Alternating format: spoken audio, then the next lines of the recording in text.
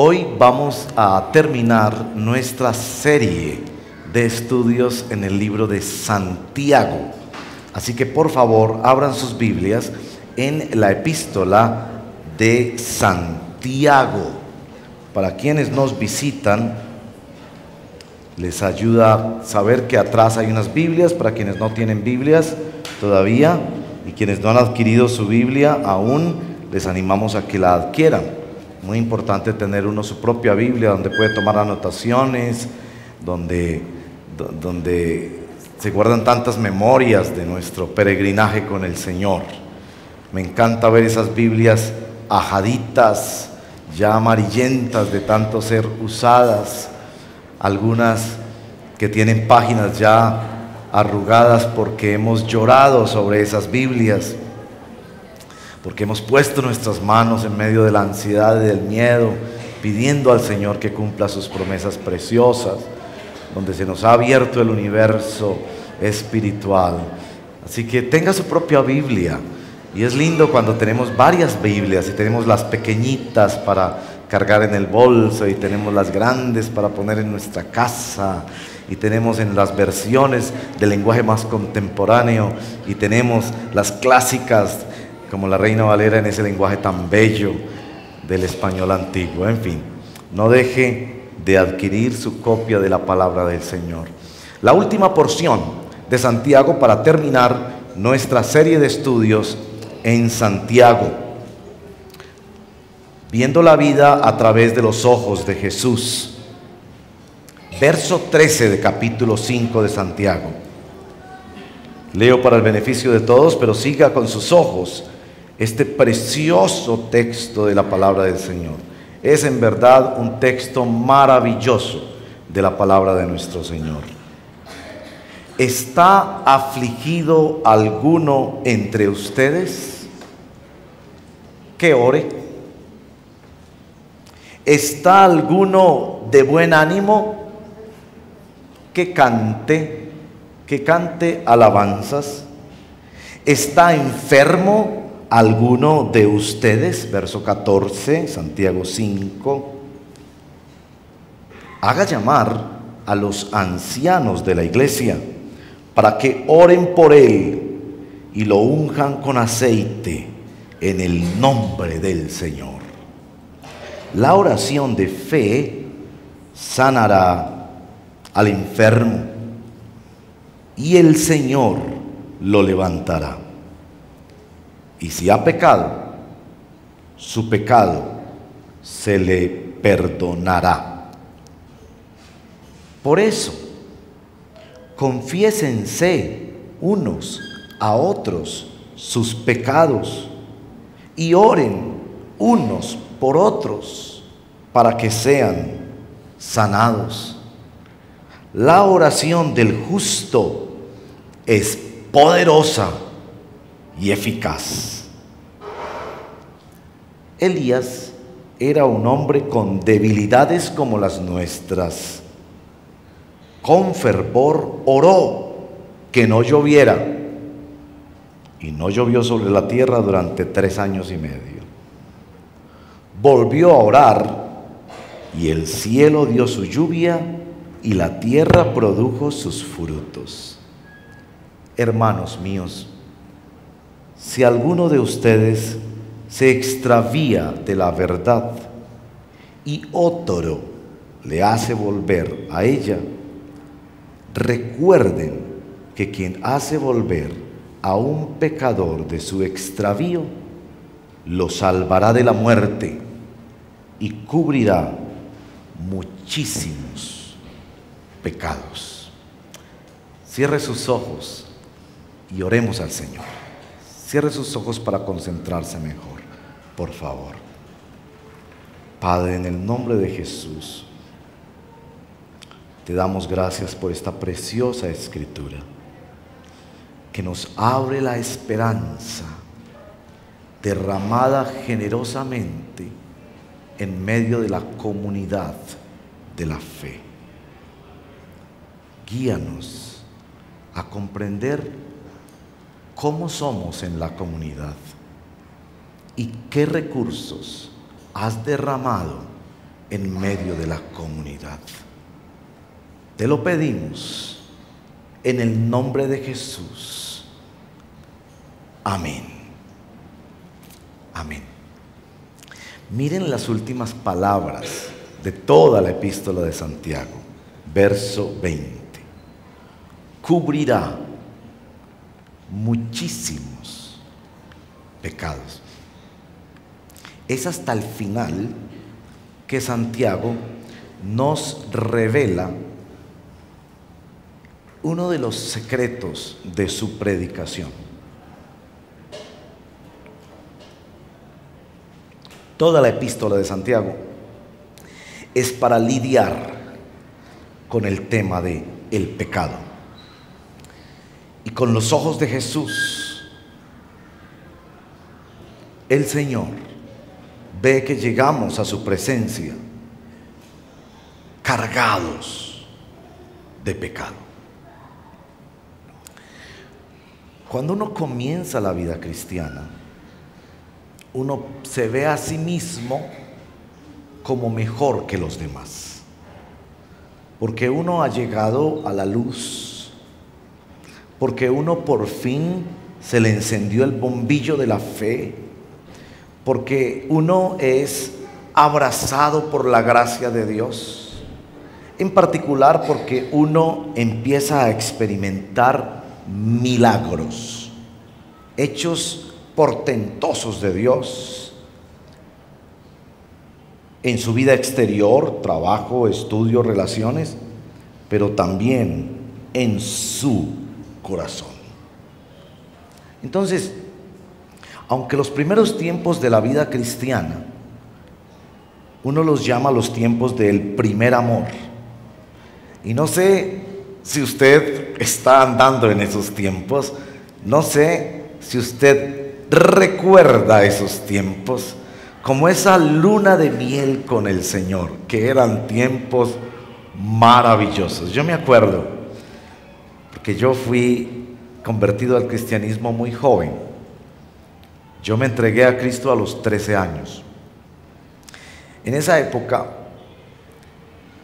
a los cristianos nos burlaban en la calle y nos gritaban cosas en la calle porque nos habíamos cambiado de religión.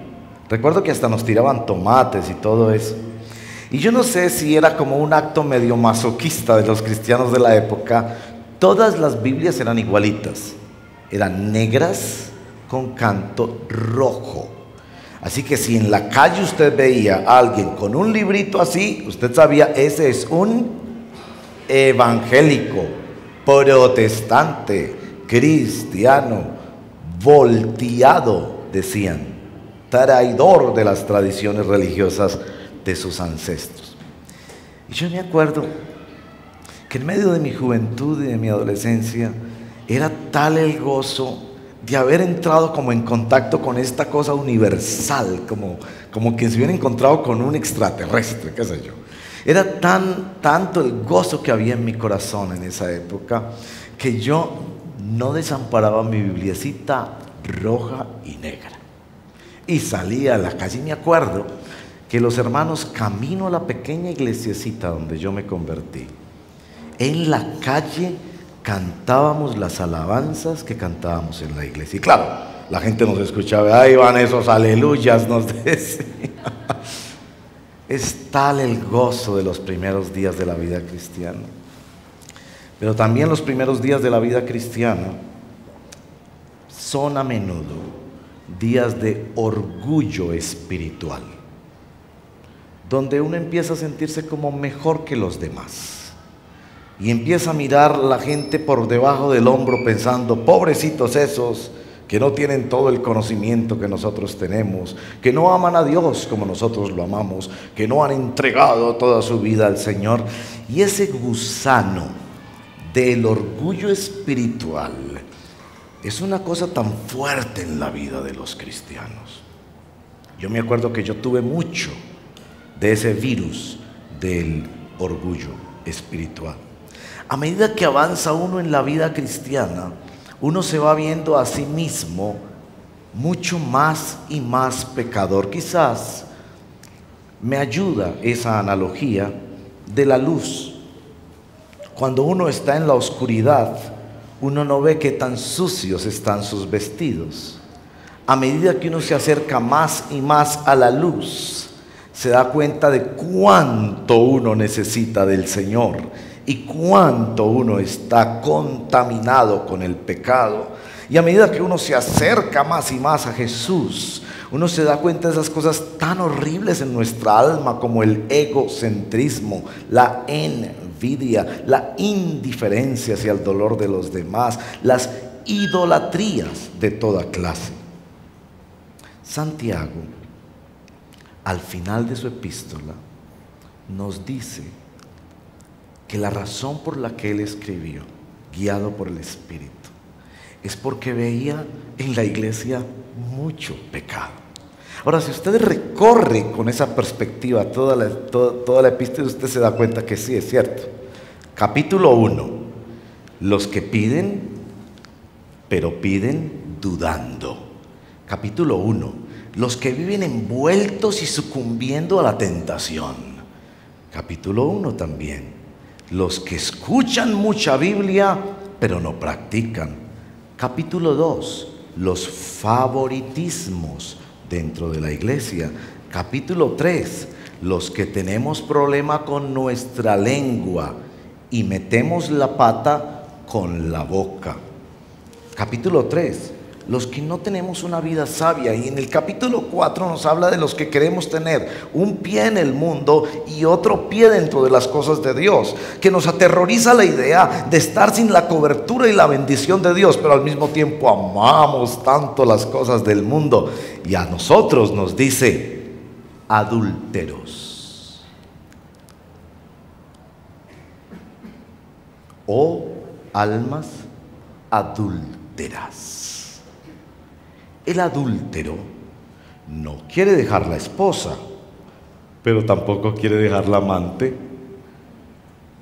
Y cuando con los ojos de Jesús Santiago nos mira el alma, dice: adúlteros, ustedes en verdad quieren a Dios, pero vaya que pierdan esa platica, ese carro, esa casa, esas cosas, esa belleza, esa vanidad. Nos miran el alma. Así que cuando llega Santiago al final de la epístola, ya no está viendo esas dicotomías o dualidades o esos dos grupos, los ricos y los pobres, los que controlan la lengua o se la dejan controlar por el Espíritu Santo y los que no. Ya no está en esas divisiones, sino que ve una sola comunidad. Hermoso este texto, porque Santiago, inspirado por el Espíritu Santo, ve una sola comunidad. Porque el Señor nos ve a todos con el mismo profundo amor. Y porque el Señor nos ve a todos luchando contra pecado en nuestras vidas. Así que, cuando con los ojos del Espíritu el Señor nos mira esta mañana, nos ve en primer lugar en 4 grupos. Primer grupo, verso 13. Los afligidos. Segundo grupo, verso 13 también. Los alegres, los de buen ánimo, los agradecidos. Tercer grupo, los enfermos.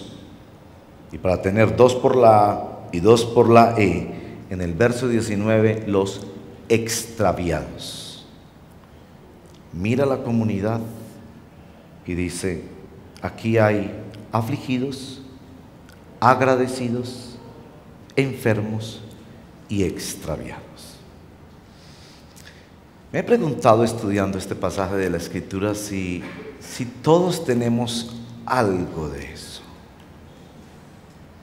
Todos tenemos algo de aflicción en nuestra vida. Y es evidente que no se refiere a la aflicción física, porque ya nos va a hablar más adelante de la enfermedad, sino de aquella aflicción que la produce la angustia, que la produce la tentación, que la produce el cansancio de vivir. Pero también tenemos algo de alegría y de agradecimiento por cosas buenas que hemos vivido de parte de Dios. también tenemos algo de enfermos. Yo no sé si los más jóvenes, pero después de que uno pasa de los 40, dicen que uno entra a la edad del cóndor. ¿Han leído eso? Con dolor aquí, con dolor allí. Y ya tienes en el nochero del lado de la cama, cosa que yo no conocía hasta los 40 años, una cantidad creciente de pastillas. Y nos vamos volviendo expertos en el diagnóstico de para qué se puede usar esta o aquella pastilla. Quizás ustedes jóvenes no les duele ni una muela, pero algo de eso tenemos. El achaque del cuerpo, cuando sentimos la limitación física y nos limitan el cuerpo. Y también creo que todos tenemos algo del último grupo, algo de extraviados, perdidos. Así nos ve el Señor. Y cuando el Señor nos ve así, no nos ve para rechazarnos. Yo sé que tú vienes a la iglesia e inmediatamente entras en contacto con tus realidades. Por ejemplo, con la realidad de tu tentación, o de tu cansancio de la vida, o de tu estrés, o de tus problemas relacionales. Pero el Señor no ve eso para decir, ay, tú no me sirves, tú no eres tan santo, sino que el Señor ve eso con una profunda esperanza, con una esperanza que hace de nuestro texto una de sus características más brillantes, y es el imperativo de este texto. Es decir, que cuando nos ve en esas situaciones de vida, nos ordena. Cuando te ve afligido, te ordena orar. No te quedes ahí postrado en ese problema, ora. Que cuando nos ve agradecidos y alegres, no nos dice, no te quedes autosatisfecho, sal de ti mismo y agradece. Y cuando nos ve enfermos, no nos dice, ay, aguante y sufra porque la vida tiene mucho sufrimiento. No. Llame a los líderes de la iglesia, esos son los ancianos, y pídales que oren por usted, porque hay algo de poder que yo he puesto en la iglesia para que gente sea sanada. Y si usted está extraviado o sabe de alguien extraviado, vuelve a casa. Hay otra oportunidad. Se pueden corregir los caminos, se puede volver a empezar. Es decir, que cuando los ojos de nuestro Señor ven esta vida cristiana, que a medida que avanzamos en la vida cristiana, pareciera que surgen nuevos pecados en nuestra vida, que nos damos más y más cuenta de qué tan sucia está nuestra alma. El Señor no ve eso en una forma negativa, diciendo no hay esperanza, sino que por el contrario, Él dice, yo les voy a dar recursos. Revisen conmigo, por favor, 4 recursos que nos da. Primer recurso, la orden de orar. La orden de orar. Esta semana ha sido de aflicción para nosotros en varios temas, seguramente para ustedes también. Les comparto algo que me aflige a mí hoy. A mí me aflige que nunca antes hemos hecho tanta publicidad, hemos hablado tanto, hemos mandado tantos correos para nuestro programa de Vive el Inglés y hemos tenido tan bajo nivel de registro. Eso me aflige. Y ustedes saben, los pastores nos echamos el mundo encima y queremos que todo salga muy bien. Entonces, en medio de la noche, esta es la palabra del Señor. No te quejes, no te lamentes, ora. No uses la energía que tienes para quejarte o lamentarte. Hermanos y hermanas, si usáramos la energía que usamos para quejarnos y para lamentarnos, hay lamentos internos y hay lamentos externos. A veces en nuestra casa no nos escuchan sino lamentarnos todo el día. Pero otras veces ese lamento es por dentro. Pobrecito de mí, pobrecito de mí. A mí nada me sale, a mí nada me funciona. No ve, otra vez se va a dañar. Y la orden del Señor es: no hagas nada de eso. Ora. Usa toda tu energía en medio de la aflicción o la poca que tengas para orar. Es una orden de Dios. Y eso me ha dicho el Señor a mí. En medio de esa gran preocupación, le he escrito a amigos, he llamado a amigos: ayúdenme. Mandé ayer un correo diciendo: solicito ayuda para difundir este programa. Y algunos me escribieron y todo, muchas gracias. Pero en medio de esa inquietud, Dios me ha dicho: cuando estés afligido, ora. Entonces, un primer recurso es una orden de nuestro Señor: orar. Y hermanos y hermanas, hoy vamos a orar. Vamos a sacudir el cielo, a tocar el trono de gracia, porque estos queridos hermanos se han preparado muy bien durante mucho tiempo, y deseamos que más y más personas sean tocados por ese servicio de amor que eventualmente va a abrir puertas para que ellos conozcan también la gracia de Dios que está en la persona de Jesús. Vamos a orar. Amén. Segundo recurso. Nuestro texto no es la mejor traducción: que cante alabanzas. En el idioma original es una sola palabra. Es una palabra que más o menos es esta: escriba o componga salmos. Es de hecho una orden hacia el arte. Usted está agradecido, usted está alegre, entonces haga arte, componga salmos, poemas, canciones para el Señor. Es muy peligroso una persona agradecida que se queda encerrada, porque la gratitud nos hace salir de nosotros mismos. El buen ánimo que viene producto de una buena salud, de un buen empleo, de un éxito empresarial, de cualquier condición humana que nos hace decir gracias, nos saca de nosotros mismos a una realidad mayor y nos dice: hay algo más grande que lo que yo pude hacer. Hay algo más grande que lo que yo estoy experimentando. Hay algo más grande, y eso tiene una conexión con Dios. Por eso el Salmo 100 nos dice: entren por las puertas del reino de Dios a través de la acción de gracias. Esto es muy cierto en la vida cristiana. No vas a recibir más hasta que no agradezcas lo que ya recibiste. Aquel que no adora a Dios por lo que ya ha recibido, cierra las puertas para la siguiente bendición. Tengan mucho cuidado con dar por sentado cosas en su vida como si usted las mereciera.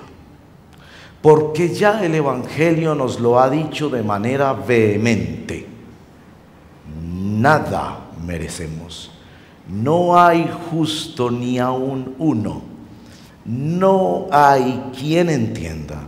No hay quien haga lo bueno. Todos se desviaron. Así que cada acontecimiento significativo de nuestra vida es el toque de Dios en nuestra vida. Y si no agradecemos eso, cerramos la puerta para la siguiente bendición.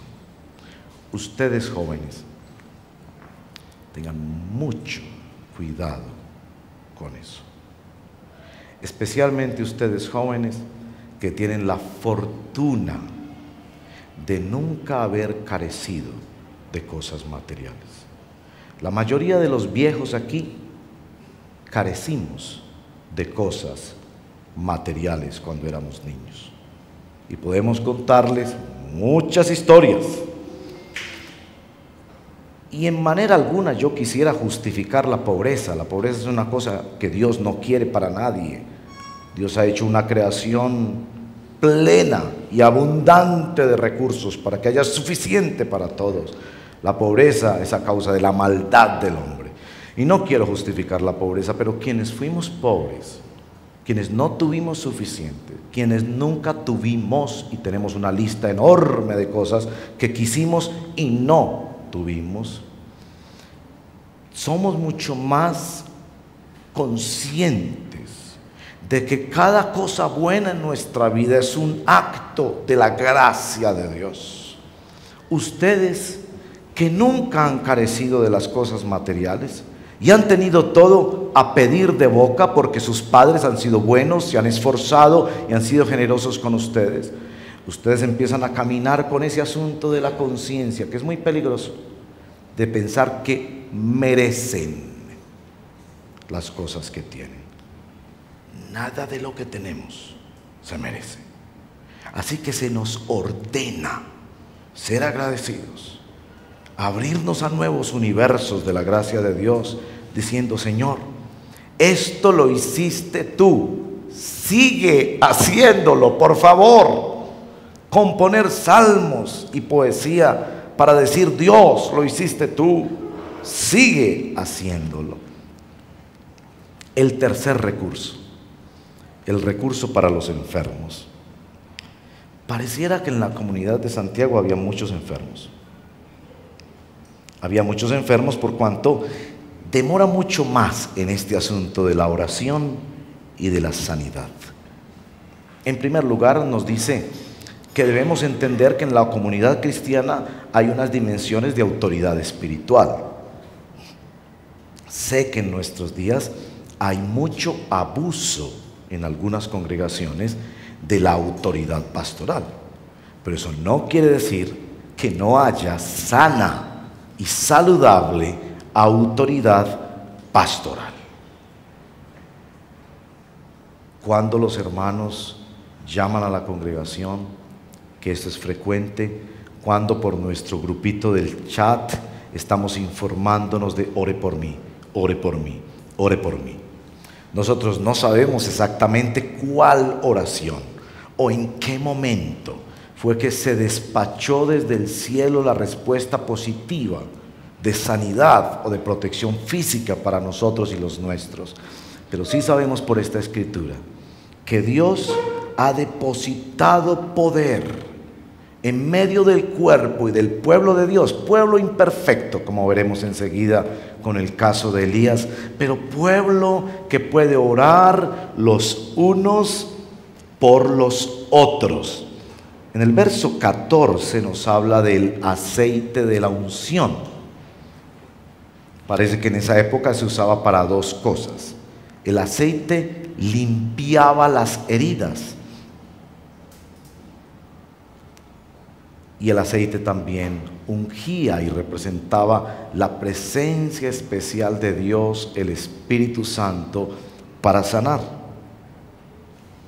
Pero noten en el verso 15 y 16 que se conecta la salud física con la salud espiritual. ¿Les llamó la atención de eso en nuestro texto del día de hoy? Y si ha pecado, su pecado se le perdonará.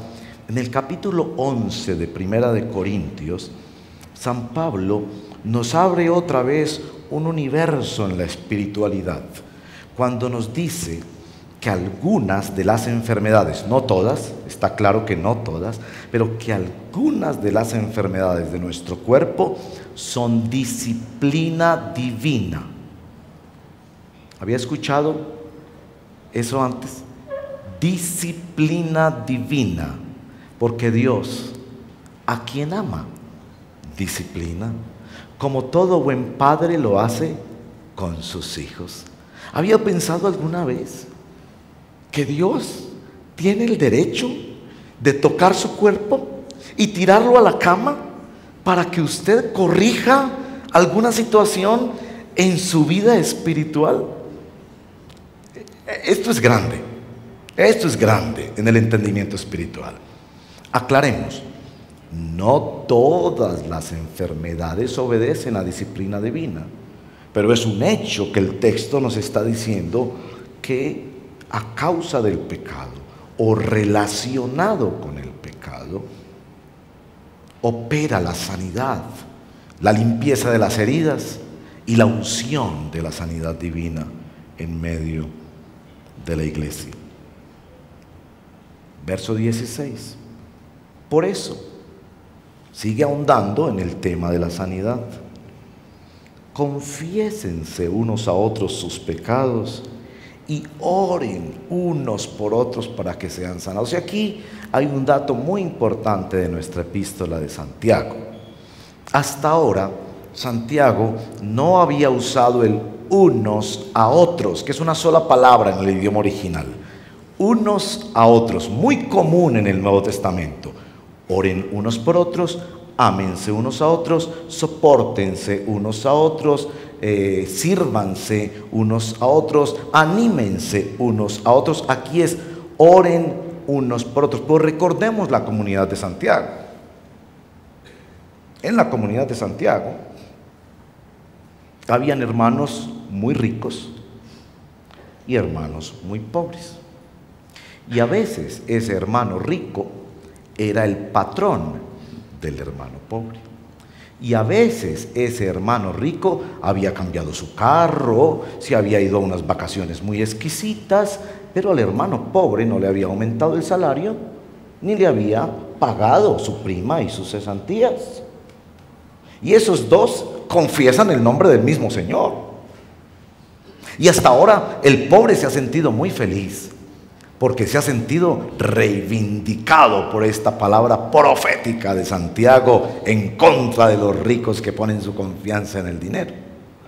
Pero imagínense, si en esta comunidad el hermano rico es el que está enfermo y el hermano pobre se le dice: hermano, usted me hace el favor y ora por este hermano. Sí, pero es que él me debe todavía una plata. Ora por tu hermano. Sí, pero es que él habló mal de mí. Ora por tu hermano. Sí, pero es que él no me saluda ni me determina. Ora los unos por los otros. ¿Sí? Nos pone al final de la epístola esta visión del Evangelio, profundamente esperanzadora, que por mucho que todos somos de barro, y todos aquí somos de barro, ¿sí o no? ¿O hay alguien aquí que no es de barro? Por mucho que todos somos de barro, se nos dice, todavía, ese instrumento de barro que tienes a tu lado en la comunidad de la fe, Dios lo va a usar para bendecirte. Yo he escuchado este testimonio muchas veces en la vida cristiana hasta el día de hoy, de hermanos que me dicen: oré y oré y oré y oré por tal situación de mi vida y Dios no me respondió afirmativamente, hasta el día que el Señor me llevó a ser vulnerable y pedirle, quizás a la persona más sencilla de la iglesia, menos educada de la iglesia, la que menos me saluda en la iglesia, con la que tengo más dificultades en la iglesia, y el Señor me dijo: dile a ese hermano que ore por ti. Y fue hasta que esa persona oró por mí que se abrieron las puertas de la poderosa bendición de Dios. He escuchado eso muchas veces, porque lo que este texto nos dice es: tú no puedes tener una relación individual con el Señor. Escuché esa diferencia en estos días. Nosotros tenemos una relación personal con Dios, pero no individual con Dios. Es personal en tanto Él me conoce y yo lo conozco, Él me ha salvado y yo le pertenezco a Él, pero no es individual en tanto tú perteneces a una comunidad. Y muchas veces Dios no te va a bendecir hasta que no le digas a un hermano en la iglesia. Quizás al menos probable, porque claro, todos queremos ir donde el pastor, pensamos que el pastor es más santo, lo cual no es cierto. Y si no, pregúntenme a mí, yo les puedo dar testimonio de eso. Y él dice, no, está bien, el pastor puede orar, pero no le pidas al pastor. Pídele a un anciano de la iglesia. Hay exegetas, estudiosos de la Escritura, que dicen que aquí el término anciano no es necesariamente el líder de la iglesia, sino la persona que por su edad era tenida en menor consideración. Esa señora que se sienta por allá, llega ahí, quizás se duerme en la banca, esa ancianita está cansadita, no aguanta una reunión tan larga, y al joven se le dice, tú estás batallando contra esa tentación, y vuelves a caer, y vuelves a caer, y vuelves a caer. ¿Quieres más fuerza? ¿Quieres un nuevo poder en tu vida espiritual? Mira a la ancianita, mire la ancianita. Pida oración por su necesidad. Se nos invita a confesar los pecados unos a otros. Qué cosa tan extraordinaria. Yo crecí en la tradición católica. Respeto profundamente los católicos, amo los católicos, tengo muchos familiares que son inclusive del clero. ¿Cuándo leí esto? Apenas empezaba yo en la fe. Porque yo me acuerdo del confesionario. ¿Se acuerdan del confesionario? Y el único que escuchaba tu confesión era un sacerdote, muchas veces que no tenía la menor idea de cuáles eran los problemas de la vida, porque ellos viven en otros aspectos de la vida, no tienen hijos, no tienen que pagar un arriendo, no viven en esas condiciones de vida. Y al final el Señor decía, ego te absolvo, yo te absuelvo.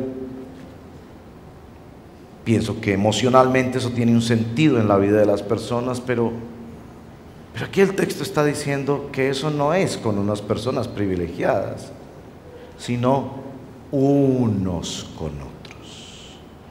Y qué tan bello cuando bajamos las defensas y admitimos nuestras luchas y en lugar de tratar de defendernos pedimos, ore por mí, ore por mí. Y muchas veces es solo la confesión lo que se necesita para quitarle el poder al diablo sobre nuestra vida. ¿Sí o no? Muchas veces es solo eso lo que se necesita.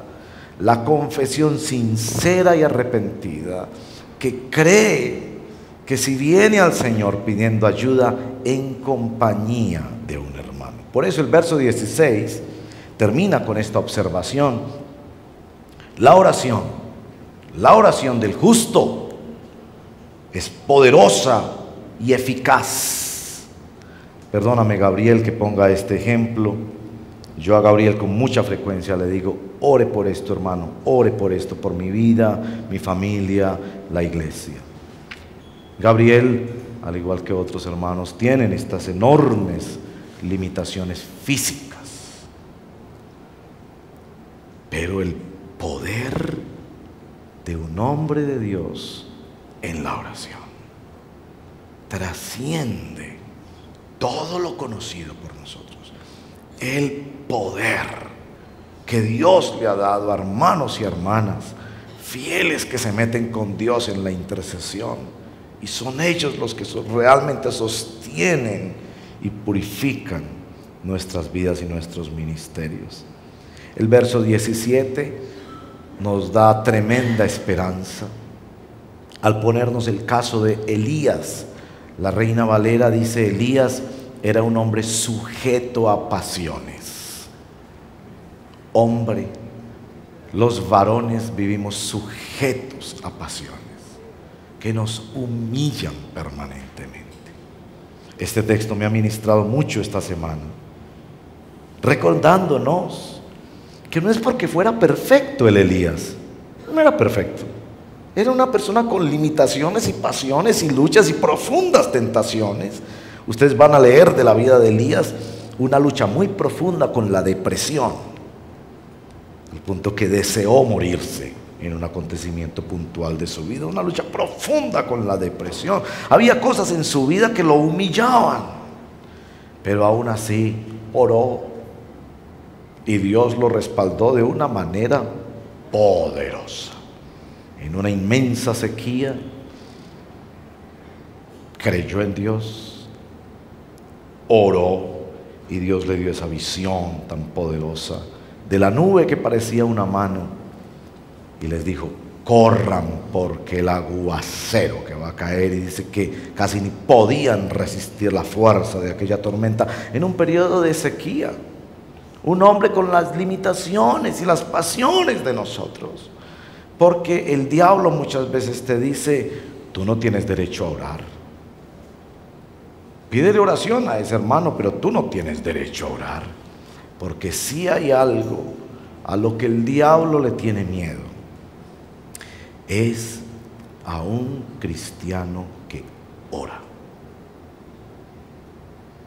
Y él va a hacer todo lo posible por convencerte de que tú no tienes derecho, de que tu oración no tiene sentido.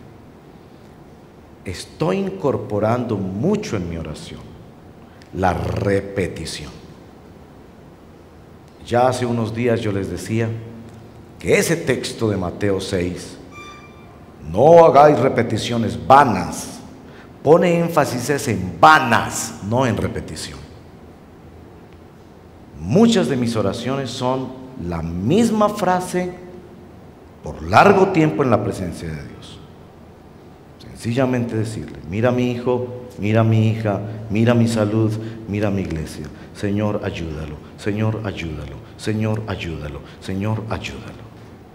Es una mentira diabólica que tú tienes que ser súper espiritual y tener palabras muy hermosas para poder orar. No, ninguna de nuestras oraciones es perfecta. No sabemos orar y esa es la mejor oración. Cuando lo único que sabemos hacer es tocar el trono de la gracia y repetir una y otra vez: Señor, hazlo, hazlo tú, hazlo tú, hazlo otra vez, hazlo otra vez, hazlo otra vez. Como el enamorado que dice: te amo, te amo, te amo. Como la mamá que le dice al niño: tenga cuidado, tenga cuidado, tenga cuidado. Son repeticiones profundas del corazón. La Escritura no prohíbe la repetición. Abba, Padre, Abba, Padre, Abba, Padre. Algunos creen que en Getsemaní era lo único que Jesús decía. Lo que prohíbe la Escritura es la repetición vana. Cuando pensamos que por repetirlo 1000 veces le torcemos la mano a Dios, no. Lo repetimos es desde nuestra profunda desesperación. Tú eres el único que puede tocar ese corazón. Tú eres el único que puede tocar ese corazón. Envía a los obreros, envía a los obreros. Hazlo otra vez. Dame lo que necesito, dame lo que necesito. La oración del justo puede mucho. Evidentemente el justo no se refiere al perfecto. Nos acaba de informar que Elías era un hombre con debilidades como las nuestras. Se refiere al que está en el recto camino con Dios. El justo en las Escrituras es el que se relaciona con Dios por medio de Jesús. El que está escondido detrás de la cruz. Recursos: la oración, la gratitud, la alabanza, la comunidad que nos apoya en la oración. Recurso para el último grupo: los extraviados. Si alguno de ustedes se extravía de la verdad. El otro día le pregunté a una persona: ¿cómo dibujas tu caminar con Dios en todos estos años? Si tuvieras que hacer una línea, ¿cómo harías esa línea? ¿Sería una línea así rectica, que va en ascenso, en ascenso, en ascenso, en ascenso? ¿Sería una línea plana, como pues más o menos lo mismo siempre, o como dicen los muchachos hoy en día, normal? ¿O sería tu vida cristiana una línea descendiente? Conociste al Señor y vas de mal en peor, no sé.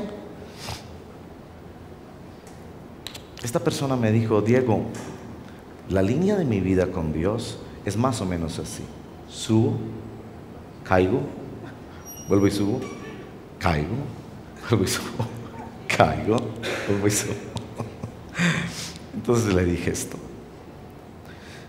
¿alguna vez ha bajado del horizonte? Es decir, subes y bajas más atrás de donde estabas. Y él me dijo: eso no, eso no.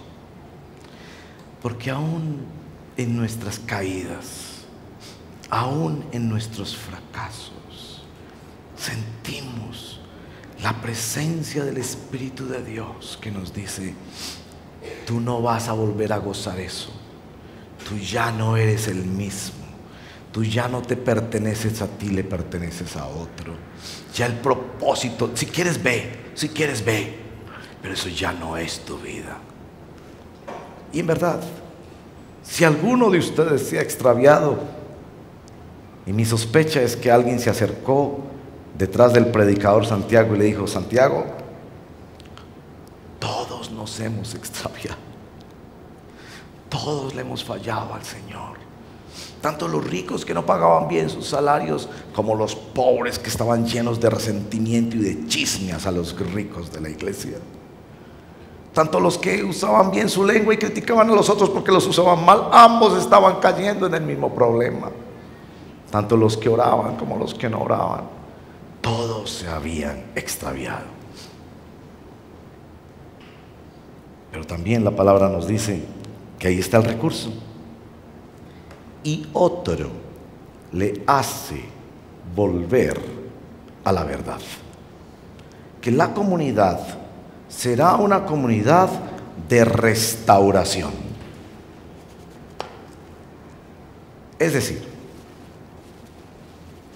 que cuando vemos que un hermano o hermana ha pasado tiempo sin venir a la comunidad, o lo vemos por ahí mal parqueado, no es el momento de hundirlo más, es el momento de hacerlo volver, de hacerlo volver, de hacerlo volver al camino del Señor. El recurso de una comunidad que restaura. A veces tú necesitas ser restaurado, a veces necesitas tender tu mano y restaurar al otro. Terminando la epístola de Santiago, el Señor nos ve en 4 grupos: los afligidos, los agradecidos, los enfermos, los extraviados. Y el Señor nos dice que en la comunidad Él ha derramado la posibilidad de orar unos por otros, de adorar juntos, de llamar personas que oren por nuestra salud y de restaurarnos los unos a los otros. Qué hermosa visión de lo que es la iglesia de nuestro Señor Jesucristo.